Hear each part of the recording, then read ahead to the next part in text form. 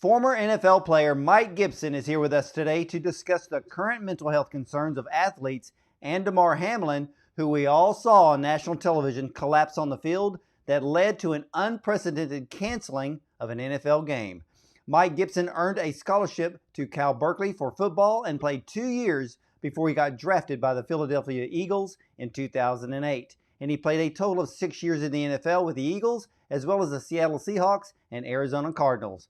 But after he retired, he became a sheriff's deputy, completing his credentials as class president, but abusing OxyContin and adderall the entire duration. And he was a deputy for under a year before getting asked to resign for his unhealthy habits. This setback turned him to becoming addicted to heroin and meth.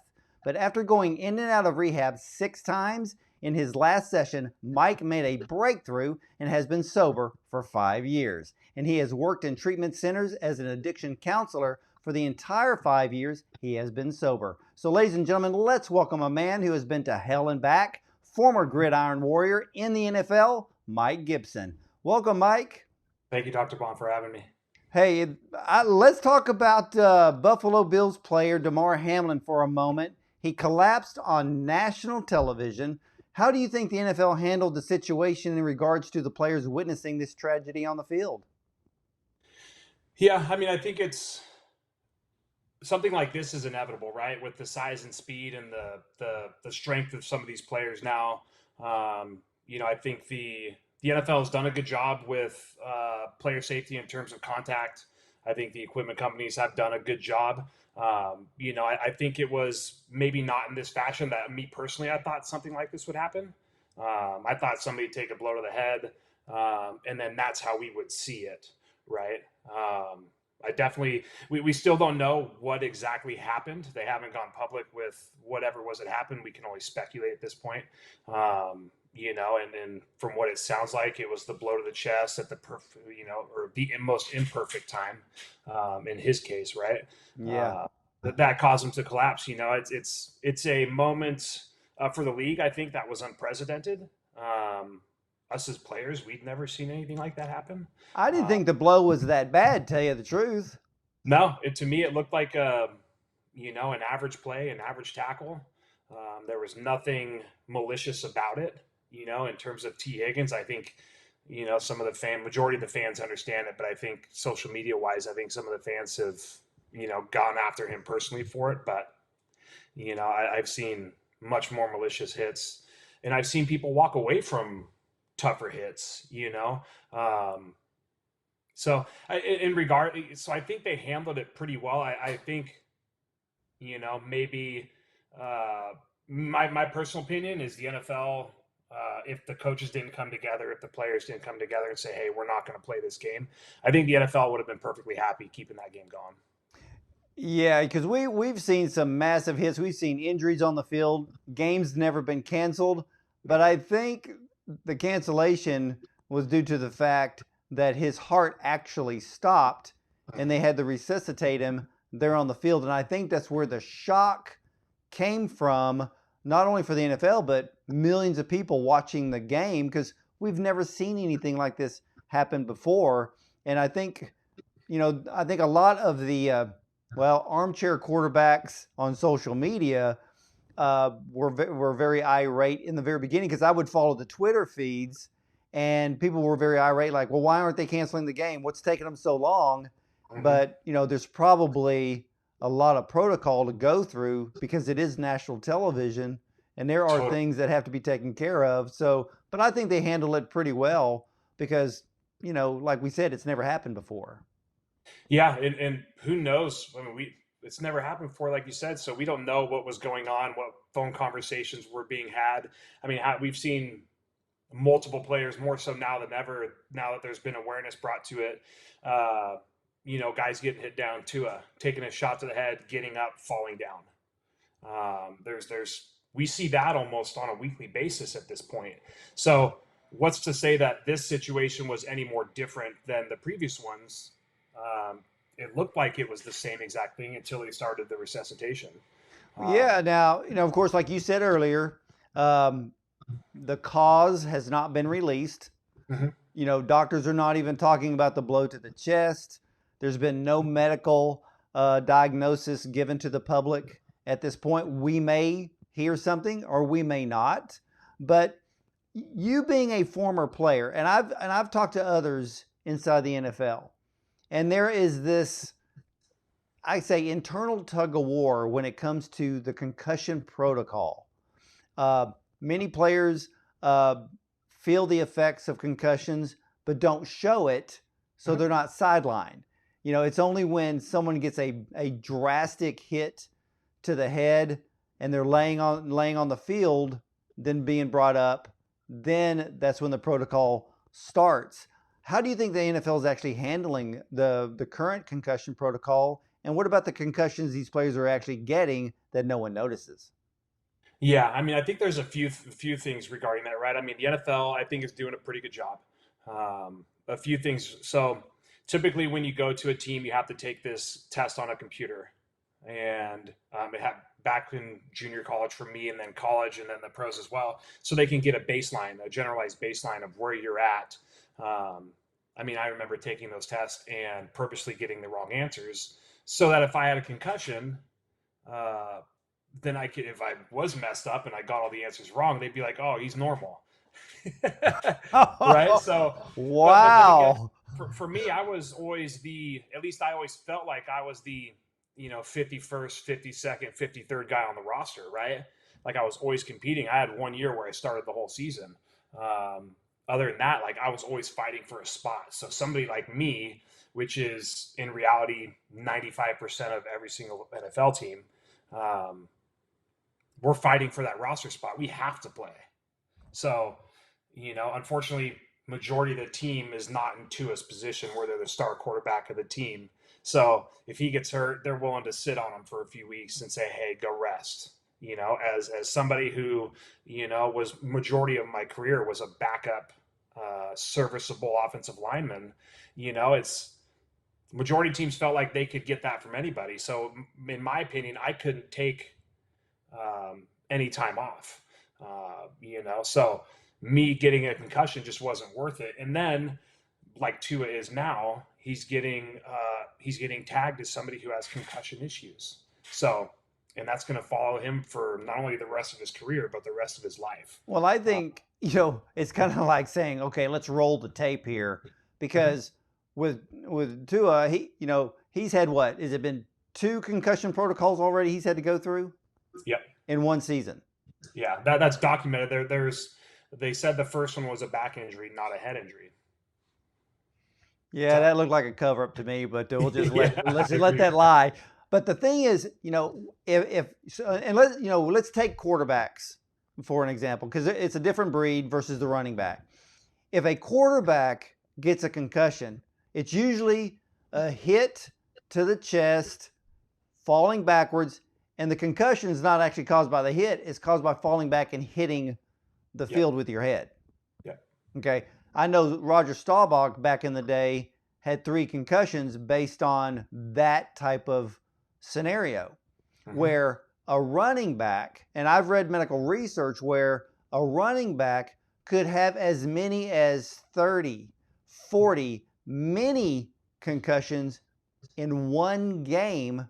Not that they actually feel the effect as they're playing, but it's that constant being hit by people like you, being hit by a linebacker over and over again. But they get up, they go on, they shake it off, they show no visible problems.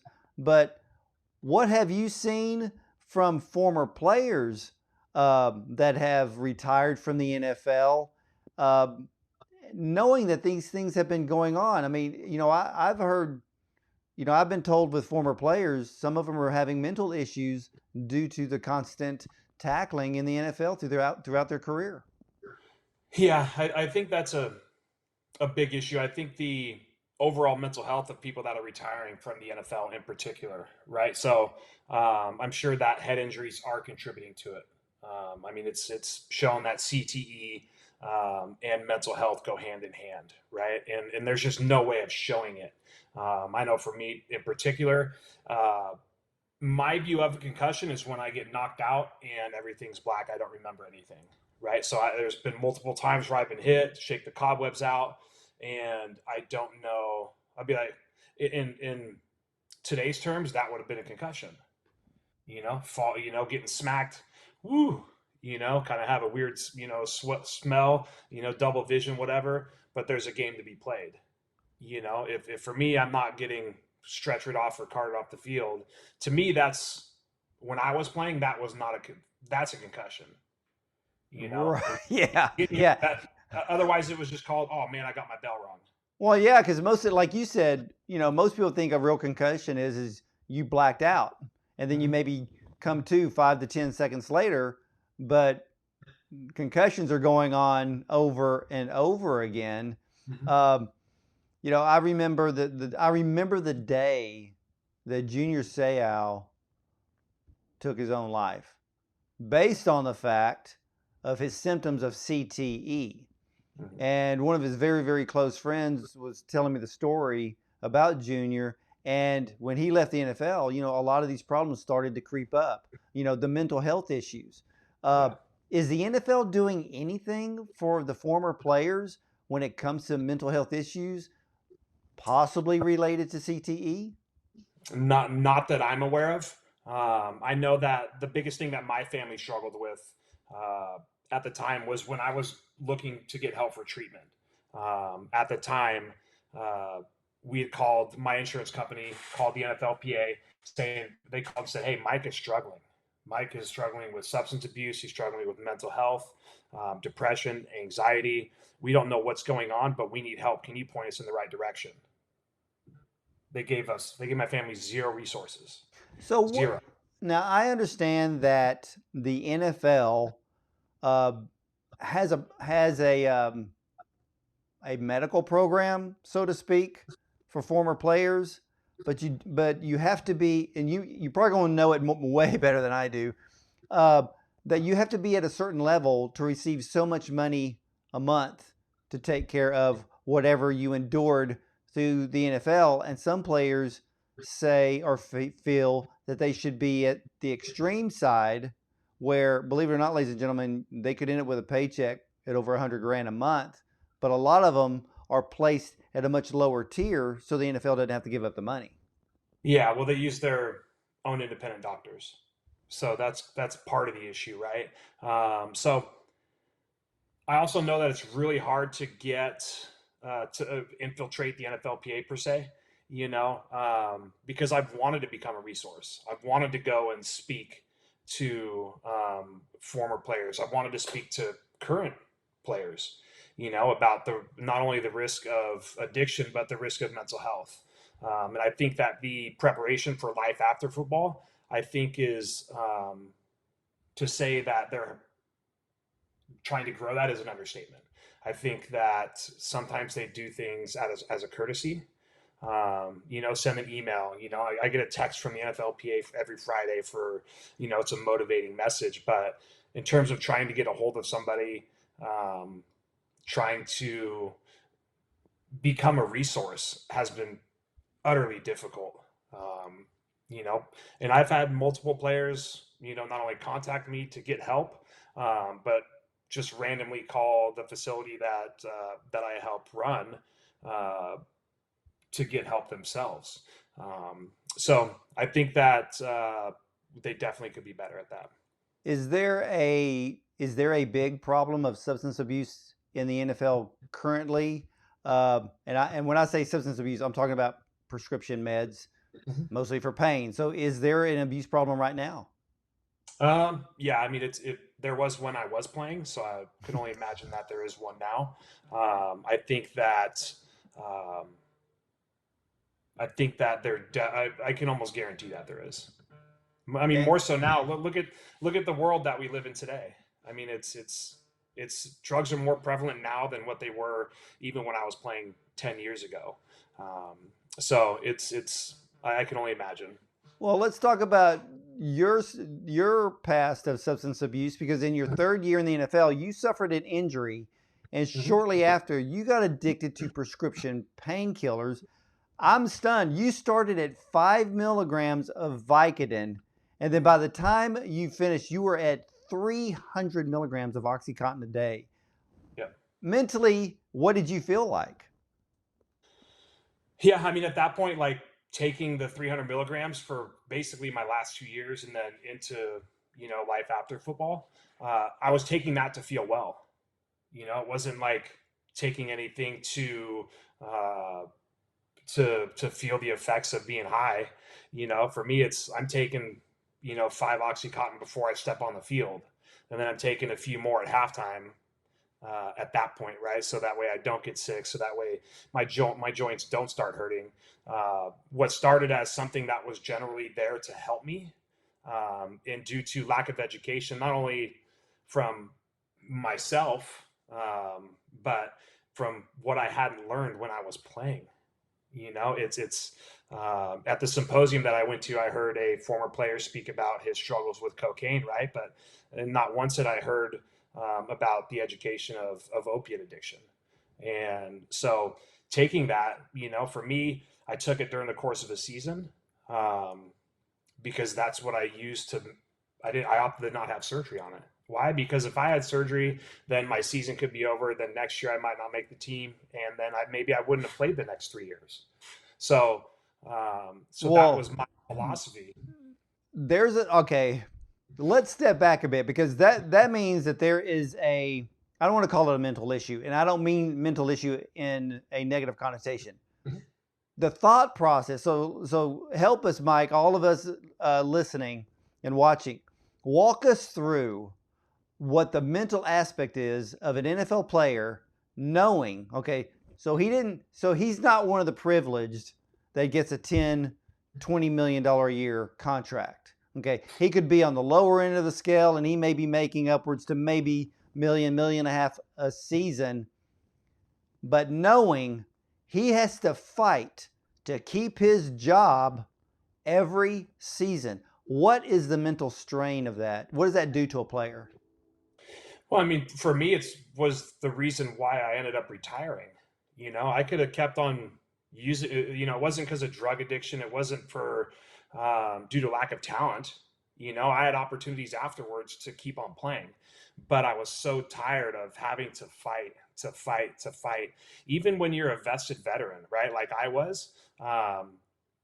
If you're not, people understand. Like if you're not on the active roster week one, then your salary isn't guaranteed.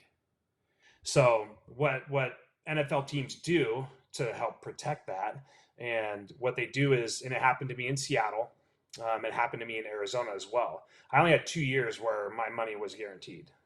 One of my years in Seattle, and then my last year in Arizona. And so what they do is, okay, cool, you made the 53-man roster after training camp, and then you play the games on Sunday, right? So then they release you on Friday, and then you got to clear waivers, and then they sign you back on Monday. So at that point, they don't have to guarantee your salary for the year. They could cut you week 3 and say go home and you don't get paid another dime. So mentally, it was a big struggle for me personally. I'm married. I didn't have any kids at the time.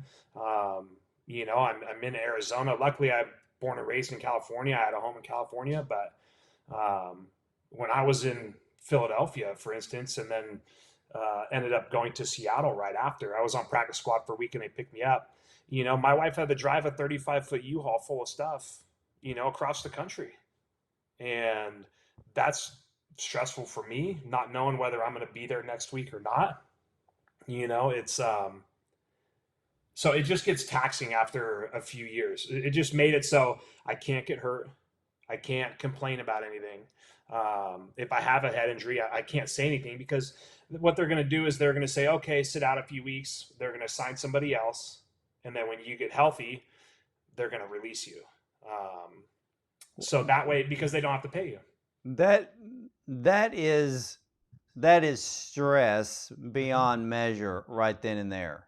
And I mean, and we all know it. We all watch it. We see players, literally the NFL just throws away. Our teams just literally throw away. And the quarterback position is one of the worst, where they could come in, be there 1 year, and they just chunk them off to the side, when normally they would develop a player for 2 to 3 seasons before he even became a starter. Now they're shoving these kids to be a starter. And if you don't produce in the first year, you're gone. And they replace you with the next draft pick. And, the NFL is a revolving door now. I think it's worse than ever. But the mental aspect of every player dreaming of that day of being in the NFL, not understanding what they're really going to be facing.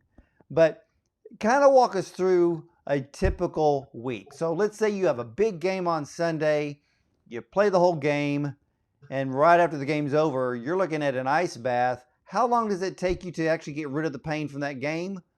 Or do you ever? Yeah, I mean, they say your last day of feeling good is the first day of training camp. So typically from there, it's, pretty downhill. As you can imagine, training camp's very grueling, very tough. I think that a lot of the injuries happening today are due to the lack of practice time, the lack of contact during practice. I think a lot of injuries are happening that way now as well. But a typical week, so say you play on Sunday, the NFL only mandates that you have one day off. So typically that's Tuesdays that they give you the mandatory day off. They call it mandatory, but it's really, you really have to go into the facility. So what they do after the game on Sunday, you get treatment right after the game, and then you show up on Monday. You usually have a gym. You have to work out at the gym for about an hour, and then you usually get treatment afterwards. Watch the game film, go back and get treatment, and then Tuesdays the mandatory day off, right? But the coaches, if you don't go in and watch film, if you're a guy like me, then you're not considered a hard worker. So if you don't watch film, you don't go work out, and you don't get treatment, then you don't take your job seriously. And then by Wednesday, you're back in full pads. So you're back in full pads and you're hitting people again. And Thursday, you're typically just in shoulder pads and helmets. And then Friday, you're just in shells, which is basically helmets and then a small pad. So there's not as much contact. And so then you get back. So come the next Sunday, you're still in pain. Yeah. I can only imagine, some of these Thursday night football teams. Back when I was playing, I think they only had a few Thursday night football games a year, and now every team has to go through a Thursday night. I couldn't imagine. Yeah. And that's why you see it in the quality play. Well, true, because you have a game on Sunday, and then when the holidays hit, because that's when usually the Thursday nights are going to be hitting on television, you get a team playing on Sunday, they're playing on Thursday, and to tell you the truth, let's say this season, I don't even remember anybody getting a bye week. No. I mean, they mandate that each team have one bye week per season, right? Yeah. Imagine being the away team in some of those Thursday night football games where you don't get home typically you don't get home because you leave right after the game. Once the game's over, they give you a box lunch or box dinner, I guess you'd call it. And then you go say hi to your family, your friends, if any of them came to the game. You get on the bus, you drive straight to the airport, get on the tarmac, get on the plane. So, you're typically not getting home till 3 or 4 in the morning, on what is now Monday morning. So, and then you need to rest. And, I'm sure they're in there watching film on Monday, practice on Tuesday. Wednesday is going to be practice and a travel day if you're not playing at home. So it's a grueling schedule. Well, let me go back to your story here for a bit, because after you retired, and here you on this massive amount of OxyContin, how in the world did you end up on heroin and meth? Through the glorification. When I was in treatment, I can't blame it on other people, right? Because I had my own mental health struggles going on. I had a really big lack of identity, not knowing. I'd always been, since I was 8 years old, I was Mike, and I was known as a football player, right? And the NFL is something that I wanted to do from I was a young kid. My grandma said when I was a child, they would turn off Monday Night Football and I'd start crying. So, it's something that I wanted to do. It's what I feel like I was born to do, or what I thought I was born to do. And once that was taken away from me, I was always trying to find something to fill that void. And it was something that I struggled with. I tried to find a job with camaraderie and a team atmosphere, something to get my adrenaline going. it didn't fill that void. And so basically, what got me to treatment the first time was I had a job opportunity as assistant player development at UC Berkeley, where I went to college.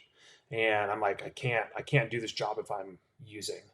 And so I went to rehab for the first time and learned about heroin and meth. And didn't work on myself. I did it for other people. I did it because my wife said, you need help. You need to go to treatment. And my family said the same thing. And I did it. I spent 30 days there and maybe made it about a week after that.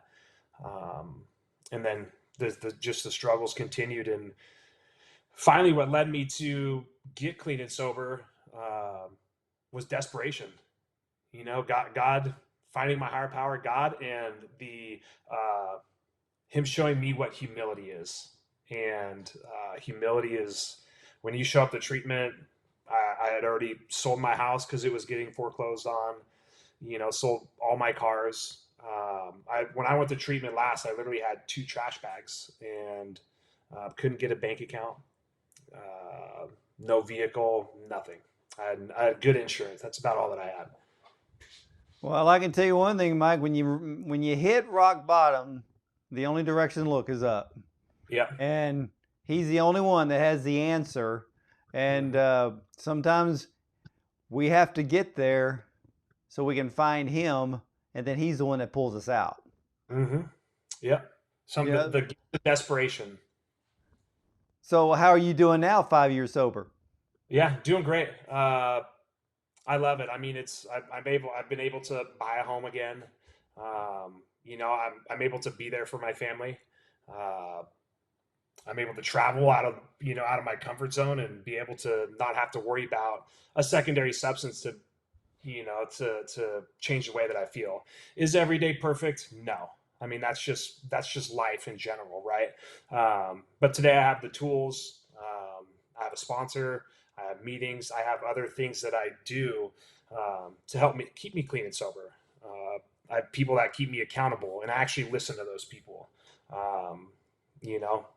It's your ego's not your amigo, and for me, my pride, my ego kept me out there a long time. It kept me from asking for help, which is the main thing. The second I started asking for help and surrendering, my life instantly got better. Well, how long did it take you? Well, let me ask you this, Mike, because I know players who have retired from the NFL, and you had just mentioned it in this interview. When they retire, and I don't mean people like Joe Montana and people like that. A lot of players, when they retire from the NFL, their whole identity is tied into the fact that they were an NFL player, and they don't know what their identity is once they retire. When did you find out that your identity was no longer the NFL, and we know who your identity is now? Yeah, I mean, it was the people that I was around. It was really hard for me to get and to understand. It was. I went from Mike being the NFL player to Mike being the drug addict to Mike being in recovery, right? And the whole time I thought I was Mike that was in the NFL. And that's just a part of my life at this point. But it took a long time for me to realize that that's not who I am. And like I said, I struggled with it.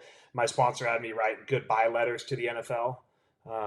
Goodbye letters to that Mike in particular, and really finding and doing something that I genuinely love, and that's helping people. That's helping people get into treatment. So my first job was a tech. It was making sure everybody gets up. I was making minimum wage on food stamps, sweeping floors, cleaning bathrooms, and just being around in the trenches is what we call it, which interestingly enough, right? So being there with the individuals, helping them, talking to them, and just being somebody there to listen to, or to talk to, and you to listen, right?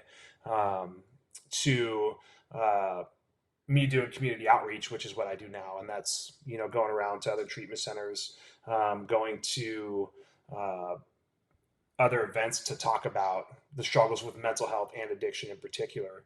Um, and it's what I love to do. Well, Just be there to help people. your own personal test has become your testimony, and it's the testimonies that help to bring other uh, people who are dealing with mental health issues or dealing with addiction. It helps them to realize that there is hope and that there is a way out. Now, when you were in the NFL, were there any mental health or substance abuse resources available to players in the league? No, none, zero. And it's still that way today. Yeah, I mean, I saw the other day with Damar Hamlin, they had offered counseling for anybody affected by it in particular, um, which is great. Some people might deem it as being soft, but the one thing that I think that the general population fails to recognize is, uh, and it's happened to me too, is we're just individual humans. People look at us like we're robots, we're machines. It's something that's been drilled into our mind. It's, hey, every single player has different emotions, has the same thoughts that an everyday person has. We're not special by any means. Gotcha. And what advice do you have for young players dreaming of entering the NFL, as well as the young players who are entering the NFL, especially with the upcoming draft, that already struggle with mental health issues? Yeah, I think it's important to have a general counselor, psychiatrist, psychologist, somebody to talk to that you can meet either face to face or telehealth, so that's over Zoom, um, and somebody that you can talk to. It's such an important, and the beautiful part about uh, a lot of these situations that are happening now regarding celebrities, or professional athletes, is speaking about it, right? And kind of the stigma getting brought down a little bit. But talk to people, I have a top five, and I call it the top five. And what it is there's five people that, I call them and let them know, hey, you're one of the people that's in my top five. If I call you, or if I write 911 in a text message, that means I really need you. And the reason why I have five people is because they have lives too, right? Say I call person number one, they don't have access to their phone at the time, and so I can't talk to them. So I call person number two, and then for some reason, if they can't pick up, there's three, four, and five, right? So have somebody there who's always going to be able to be there for you, who genuinely cares about you and your feelings. Um, if you're already struggling with mental health, like I said, get a psychologist, psychiatrist. I think an outside one in particular. There's plenty of them out there that are more than qualified. Um, I have my own theories about certain things that, if you speak with somebody from an NFL team, it's probably not going to stay with that one person. It'll probably go somewhere with somebody else within the organization. That's my personal opinion. So, um, that the teams are very unique. They have a way of finding things out. So, in other words, probably all players, if there is a mental health issue that they are dealing with, probably 100% of the time they're going to keep it to themselves. Yes. Because their job, they know that they can be replaced. Mm-hmm. Yeah, that's my personal opinion. That's been my experience. Yeah. Well, do any of the veteran players that you were around, Mm-hmm. were they ever mentors to younger players in a positive way? Yeah, 100%. I think when I was in Philadelphia, my rookie year, we had guys that have been in the league 14, 15 years, and we didn't necessarily have the. I guess I wasn't there long enough to have somebody mentor me in particular. I was there for a year, but some of the other guys maybe had 2 or 3 conversations with him in particular. So, and I was in a room with him all year long. But when I got to Seattle, it was a much different dynamic. Each team has their own dynamic. Those individuals in Philadelphia, they'd been there forever. They had families, they had loved ones that they were around. They would show up to the office and then leave. And then when I got to Seattle, it was a young group. And so it was like we were around each other more often. And then, same thing in Arizona. It was a younger group. We did more things together in particular. So it was a little bit more of an opportunity to be able to speak to them about certain things. But yeah, so it depends on the team. Well, what kind of advice do you have for current players going into the playoffs and dealing with a lot of stress? What kind of advice do you have for them, or what type of exercises can they do? Yeah, I think, box breathing. I don't know if you're familiar with that, box breathing. So it's 4 seconds inhale, 4 seconds hold, 4 seconds exhale, 4 seconds hold, and you just repeat it over and over again. I think meditation, what the rule that my wife and I had was when I get home, 15 minutes. I just need 15 minutes to myself. And then I would come out of the room, and the 15 minutes is just sitting there in peace and quiet. Because the day is very chaotic, it's very stressful. And for me, messing up one play in practice, right, which is almost guaranteed to happen, right, that was what I thought about for the whole entire day. And so that 15 minutes was a chance for me to decompress. And once that 15 minutes was up, sometimes it was longer, sometimes it was shorter, but that 15 minutes was a chance for me just to sit with myself, try to clear my head. So I didn't bring my work home, and I didn't bring my home to work. So I think that's important, to not having the stress of everyday life in the facility carry over into your personal life. That's excellent advice, even for all of us who've never played in the NFL. I think that ladies and gentlemen, if you have a spouse that comes home from work, give them 15 minutes to decompress before you start laying out what happened during your day. So yeah. I mean, nowadays it's when my wife gets home, I'm not perfect. I'd set down my phone, turn off the TV. How was your day?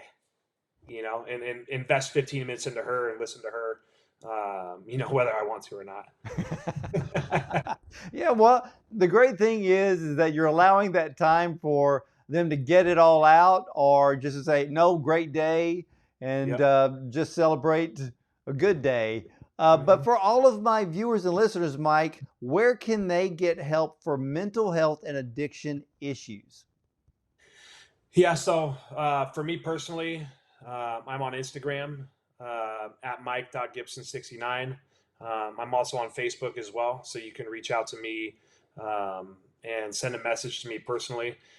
We also have resources. Our website is mhcsandiego.com, which is for the Mental Health Center of San Diego. And then healthyliferecovery.com, which is our substance abuse facility. So, but go to our website, give us a call, reach out to me personally, whatever, pick up the phone, call somebody, whether it's me or whether it's somebody else. There's multiple people out there that do what I do for a living. Pick up the phone, please. Well, ladies and gentlemen, you heard it there directly from former NFL player Mike Gibson. And look, ladies and gentlemen, you do not have to be a former NFL player to get a hold of Mike Gibson, okay? Mm-hmm. If you need help, if you're dealing with mental health issues, you think you have no road to turn to. Maybe you're dealing with substance abuse. Maybe you're dealing with prescription substance abuse, or even illegal substance abuse. Reach out to Mike. Right here, right now, you have an opportunity to get out of, as Mike said, get out of the rut that you are in. Sometimes you're taken to the lowest of the low. But Mike and I both know that when you look up, there is a higher power that has got his hand reached out to you to lift you up out of that. Okay? The Lord provides as much help. He provides all help when we call upon him. And I know Mike's done that. Mike has been sober for 5 years. That is a testimony. Again, like I said in the very beginning, he's been to hell and back, but he has now become the helping hand to so many of you that need help. So if you need an addiction counselor, you need resources to know where to go in your area, reach out to Mike, and also reach out to the treatment center that we have up on the screen that you can contact. They'll know what resources you can tap into where you live. Help is right next to you right now. Don't hold it in. Reach out for the help, because there's another helping hand ready to reach out to you. Mike, thank you so much for coming on to the program today and blessing us with your testimony, your presence, as well as excellent advice. Yeah, thank you, Dr. Bond, for having me. All right, Mike Gibson, former NFL player. And ladies and gentlemen, we know the playoffs are upon us, but hey, stick around because I'll be right back with more.